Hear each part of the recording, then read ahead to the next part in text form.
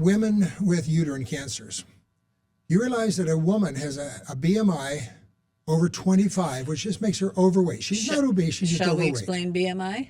Yeah, it's a simple measurement. It's your height versus your weight. Yeah, body mass index. Right.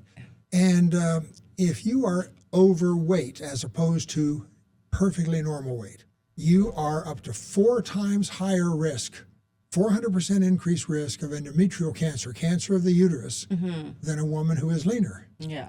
If you have a BMI over 30, which, by the way, is about 60% of the women in America over 50, their risk of uterine cancer goes up 7-fold, a 700% increase in risk because they're overweight.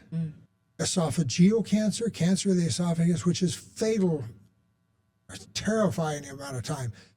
Being overweight gives you 2.5 to 3 times increased risk. And if you hit that magic BMI of 30, 5 times more likely than a lean woman to die of an esophageal cancer.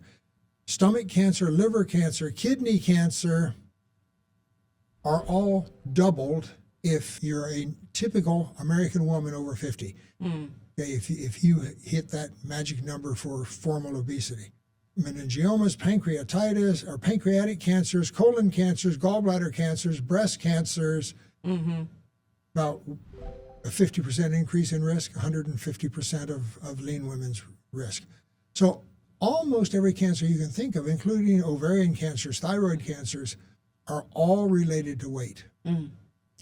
So if we want to decrease cancer deaths in America, we can put billions of dollars into research and ways to try and cure those cancers. Yeah. Or we can simply help Americans lose weight and avoid the cancers. Yeah. And, you know, with the new medications and GLP-1 agonists, there is an easier way to help people lose weight.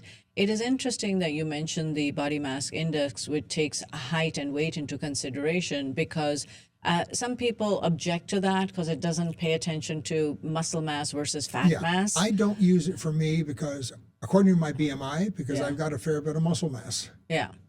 I'm supposed to lose at least 15 pounds. Yeah, exactly, right? And so I have people that come and say to me, you know, my doc says I need to lose weight, but where? And then so the InBody is what we use in our office, which kind of looks at muscle versus fat and tells us about visceral fat. So obviously if visceral fat is high, then it is a risk factor, and then we do have to work on it.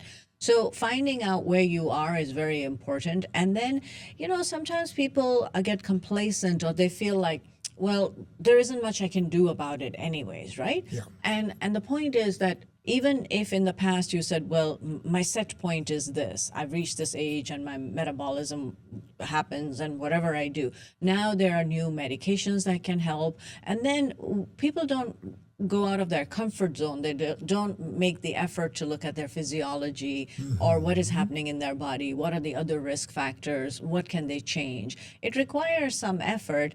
But if you give them the knowledge and if they're vested in themselves, they really can change the trajectory. There are some things that are very fundamental and very basic. And beyond that, there are certain things that we do in our clinics that can really help make a difference for your tomorrows.